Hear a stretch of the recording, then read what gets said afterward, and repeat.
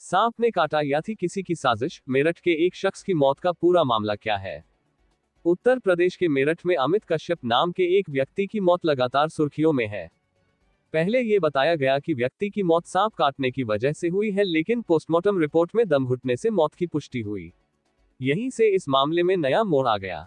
इस मामले में मुख्य अभियुक्त अमित की 25 वर्षीय पत्नी रविता और उनका कथित 20 वर्षीय प्रेमी अमरदीप है। दंपति के 3 बच्चे हैं। पुलिस ने बताया है कि अभियुक्तों ने अपना गुनाह कबूल कर लिया है। पुलिस ने क्या बताया? पुलिस का कहना है कि इस हत्या को सांप काटने से हुई मौत दिखाने के लिए अमित के शव के नीचे जिंदा सांप रख दिया गया। मेरठ के एएसपी रमेश कुमार मिश्र ने गुरुवार को मीडिया से कहा, ये घटना मेरठ के बहसूमा के गांव अकबरपुर सादात में 12 अप्रैल को हुई। 13 अप्रैल को शव का पोस्टमार्टम किया गया। इस मामले में पुलिस ने मृतक के बड़े भाई मोनू कश्यप की तहरीर पर रविता और उसके प्रेमी अमरदीप के खिलाफ सुसंगत धाराओं में रिपोर्ट दर्ज कर ली है। अभियुक्तों को गिरफ्तार कर जेल भेज दिया गया है।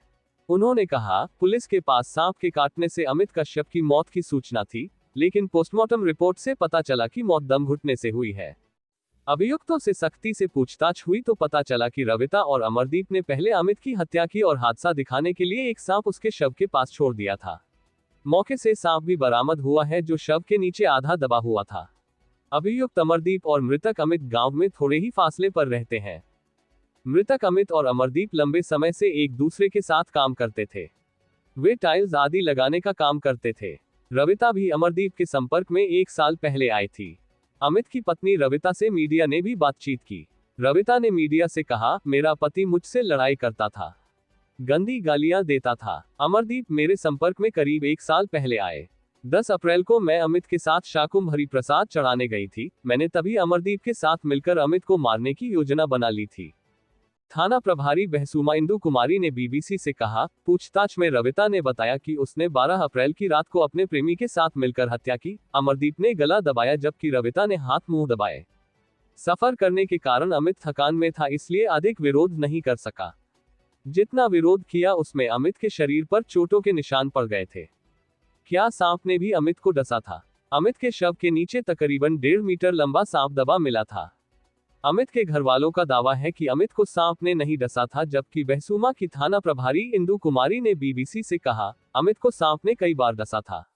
इसको लेकर हमारी डॉक्टरों से भी बात हुई थी।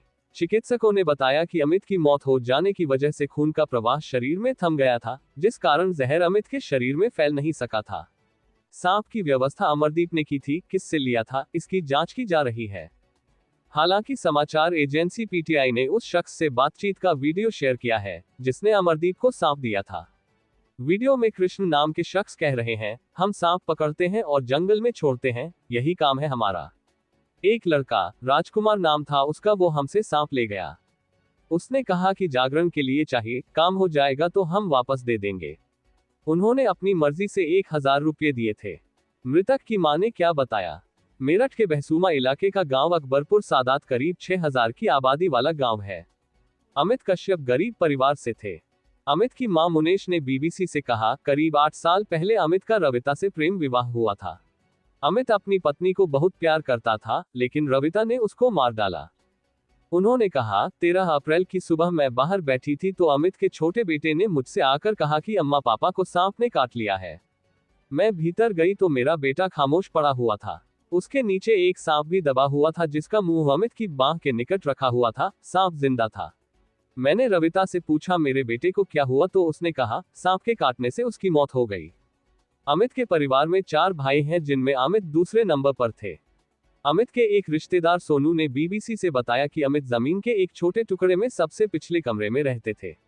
उनके आगे जो कमरा बना था, उसमें अमित की मां मुनेश और पिता विजयपाल कश्यप रहते थे। अमित की मां मुनेश देवी ने कहा, 12 अप्रैल की रात 9 बजे मुझे टॉयलेट जाना था तो मैं अमित के कमरे की तरफ गई, लेकिन उसके कमरे का दरवाजा बंद था, पर्दे भी ढके थे। मैं वापस आकर लेट गई।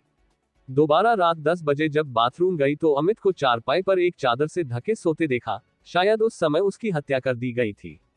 थाना प्रभारी बहसूमा इंदु कुमारी ने भी अभियुक्तों से पूछताछ के बाद अमित की हत्या रात के इसी समय में होने की पुष्टि की।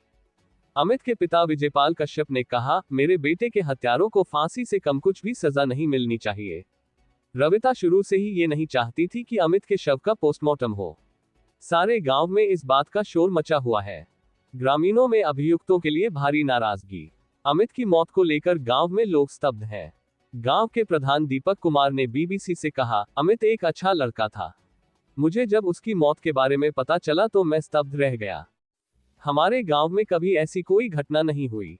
एक अन्य पड़ोसी साजिद ने कहा, सुबह में जब अमित की मौत का शोर मचा तो हमने देखा कि अमित के साथ बिस्तर पर सांप पड़ा हुआ था। अभियुक्तों को फांसी की सजा होनी चाहिए।